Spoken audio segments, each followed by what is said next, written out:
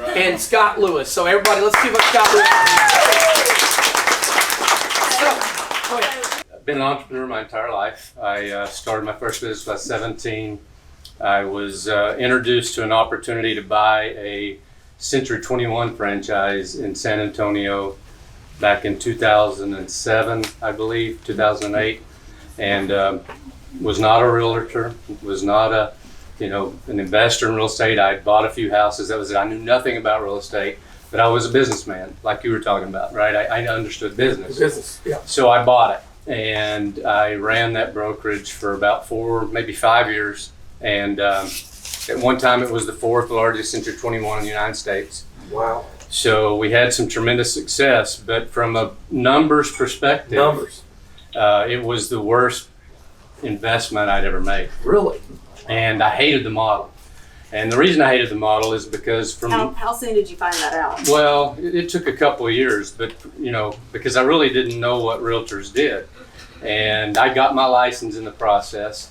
I actually, I got really tired of hearing, the only realtors I heard from were the ones that were complaining, right? The ones that were winning were out there. I never saw them. But the ones that were getting, beat up or weren't making enough money, they were in the office. And so I would go to the office and it was just a revolving door. I need to make more money. I got problems, I got issues. And so I got my license just to prove a point. And went out in 6 months. I took $21 million worth of listings and sold $18 million. And not one of those was from my sphere of influence. I did it all from cold calls. So I got up in the morning at 8 o'clock. I called from 8 till 10. I scheduled appointments. I went to their house. I got every listing appointment I ever went on. I walked in the door with the sign. I set it in their living room, and I said, "I'm here." I love that. But I set intentions up front. I was doing it for a reason, to just create a success story, because I wanted to take the excuses away. Yep. But I also know I had a lot of success in business, so that really helped me.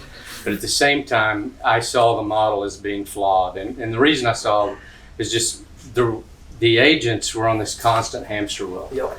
And I saw so many agents that were doing really well, but something would happen to them, or they'd sell 3 deals and they'd go to Hawaii for a month, right? And then they come back and, they wonder why they don't have enough deal. Right. And from the ownership perspective, it was a terrible model. I mean, for what you paid to Century 21 and what they gave you back. Yeah. I mean, I always tell anyone, if you're thinking about buying a franchise, call me. Because I'm telling you, it's a horrible investment. You'll work hard, and like you guys, I mean, when you're in the trenches, you're selling real estate. It's it's a tough business. You really have to work it. Yep. And I know many of you, Easter Sunday, you're sitting there having dinner with your family. That phone rings, man. You're going to get up if you got that $1 million buyer or seller. You're going to leave your family. You're going to walk away. So I had huge admiration and respect for agents. And I love agents because they're entrepreneurs. They have a business background. I said, man, this is just a terrible model. So couldn't wait to get out from under that. I was in the oil and gas business. I also started a liquor company. I was doing a lot of different things, which I love. And Rob Flick called me and shared this model with me.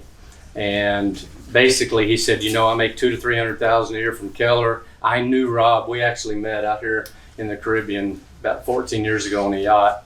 And we were friends and in business together. And he showed me the model.